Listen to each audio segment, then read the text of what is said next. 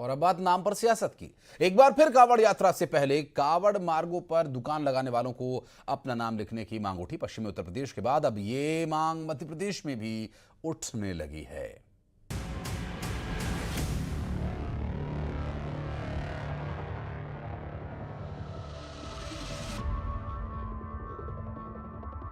कांवड़ यात्रा शुरू होने से पहले एक बार फिर सड़कों पर माहौल गर्मा गया है।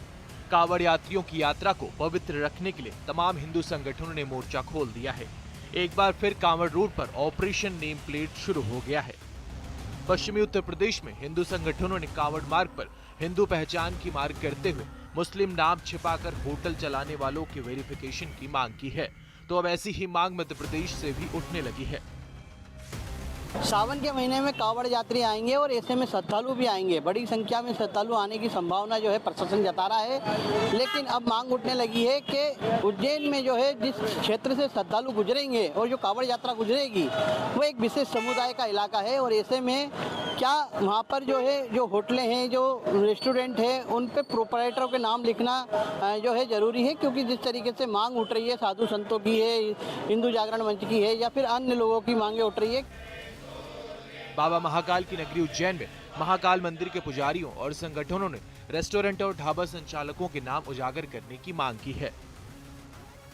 श्रावण मास के पवित्र महीने में जिस रास्ते से हमारे श्रद्धालु शिवभक्त कांवड़िया निकले, उस रास्ते को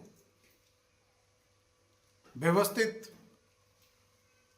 और पारदर्शिता के साथ अपनी दुकान का नाम बाहर बोर्ड लगा करके रखें। सनातन धर्म को मानने वाले और श्रावण मास को मानने वाले का धर्म भ्रष्ट होता है या वो धर्म में अपवित्रता आती है, उनके संकल्प में अपवित्रता आती है, तो दोष का भागी तो वो दुकानदार भी होगा। इसलिए इस क्षेत्र की जितनी भी दुकान है जहाँ वेज और नॉन वेज दोनों एक साथ होते हैं, वहाँ स्पष्ट लिखा जाए कि यहाँ इस प्रकार का भोजन प्राप्त होता है। और होटलों पर भी अपनी एक पहचान लिखी जाए, जिससे संकल्प जो सनातनियों का है वो खंडित ना हो। पूरे महाकाल पोच मार्ग क्षेत्र में जो भी होटल है, धर्मशालाएं या रेस्टोरेंट है या भोजनालय, वहाँ शुद्धताओं का विशेष तौर पे ध्यान रखा जाए। नॉनवेज बिल्कुल पूर्णतः प्रतिबंधित रहे। पश्चिमी यूपी और एमपी के उज्जैन में ढाबों की चेकिंग की मांग उठी है, तो इधर सियासत भी गर्मा गई है।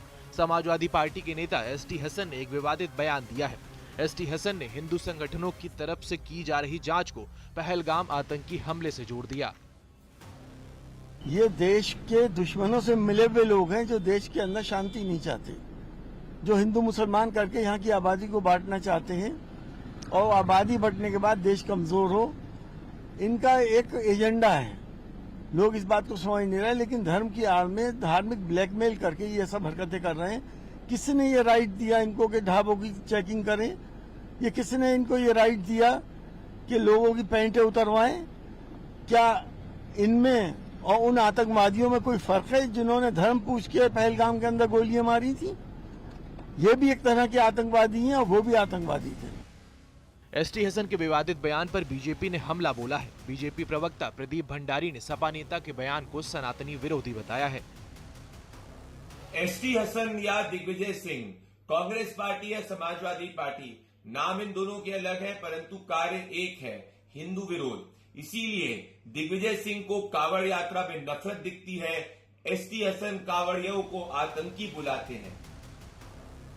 कुल मिलाकर 11 तारीख को शुरू होने वाली कांवड़ यात्रा से पहले कांवड़ यात्रियों की पवित्रता को लेकर सियासत तेज है।